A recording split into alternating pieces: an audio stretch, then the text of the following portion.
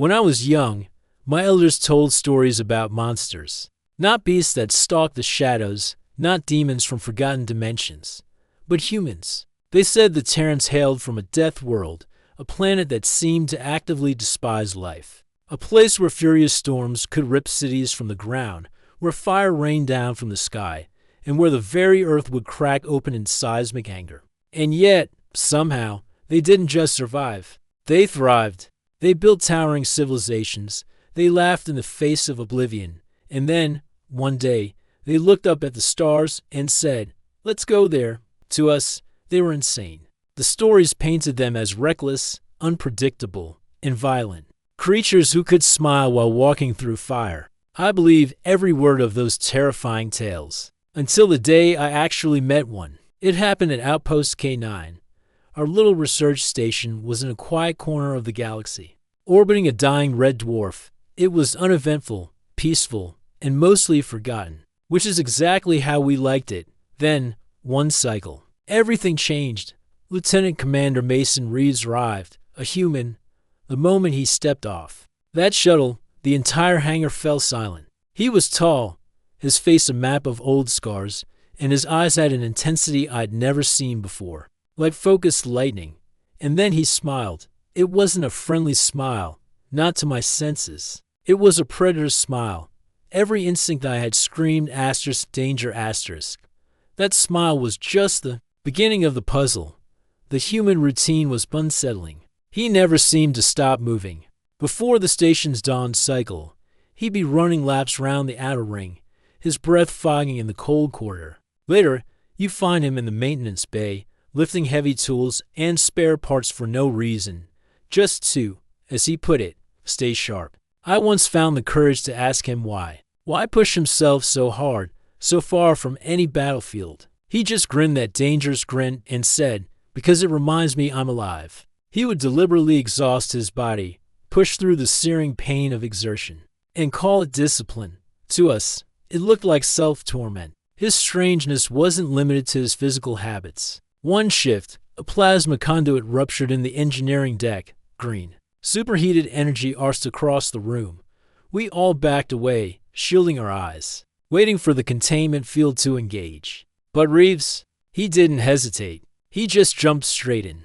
No enviro suit, no precautions. He just went in and wrestled the conduit back into place with his bare hands. He stumbled out moments later, his uniform smoldering, his arm covered in burns. He looked down at the smoking fabric, then back at us, and said, "Could have been worse." Still got both eyebrows. And then he laughed. He laughed after nearly being vaporized. It was in that moment, seeing the genuine amusement in his eyes, that I began to understand the old stories. Humans didn't ignore fear.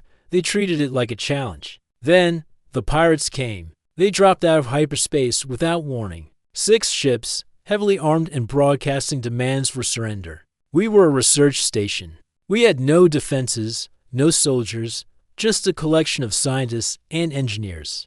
Alarms blared, red lights flashed, and pure chaos erupted. People were screaming, running, unsure of what to do. But Reeves, he was a rock in the storm. Lock down the labs. His voice cut through the panic. Divert auxiliary power to the shields now. Then his eyes found me, frozen in terror. Rakala. He pointed right at me. Manual distress beacon. You know the protocols. Move. I couldn't. My legs were rooted to the deck plating. Fear was a physical weight, crushing me. I can't, I stammered. He didn't shout. He didn't get angry. He just held my gaze, his own eyes burning with an impossible calm. "You can," he said, his voice low but firm. "Everyone here is counting on you." And just like that, the spell was broken. I moved. The pirates breached the outer hatch with a concussive blast. But Reeves was already there, a pulse rifle in his hands. Through the flickering security monitors, I watched him become something else.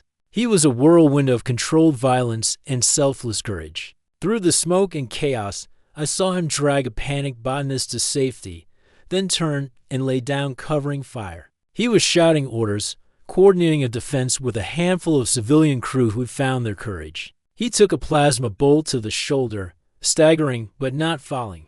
A med drone zipped toward him, arm extended to administer a sedative, but he shoved it aside. Later, he growled, "People first." He took another hit, this one to his ribs. And still he fought. Then he did something truly insane. He deliberately overloaded the station's coolant system, venting glowing plasma into space and triggering every core breach alarm on the ship. The pirates, thinking the entire station was about to go critical, panicked.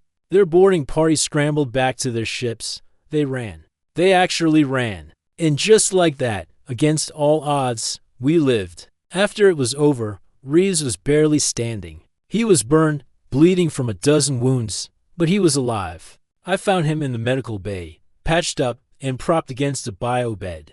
He looked up as I entered, and that impossible, terrifying, human smile spread across his face. "Told you we'd make it," he said, his voice raspy. I finally had to ask, "Why?" I said, my voice barely a whisper. "Why risk your life for us? You barely know any of us." He shrugged, a simple gesture that seemed to dismiss his own heroism. "That's just what you do when someone needs help," he said. "Doesn't matter who they are." There was no pride in his voice, no drama. It was just a statement of fact, a fundamental truth of his species. That day, I finally understood. The stories my elders told were right all along. Humans were monsters. But they weren't the monsters of our nightmares. They were monsters of resilience. They were monsters of hope. They were monsters because they simply refused to surrender to the darkness. They were monsters because when death itself stared them in the eye, they had the audacity to smile right back. It's been 20 standard years since that day. I'm a captain now, of my own exploration vessel. And on my crew, I always make sure there are humans. Whenever a new recruit, fresh from some sheltered world, looks at them with that old, familiar fear, I pull them aside. I tell them the story of Outpost K9.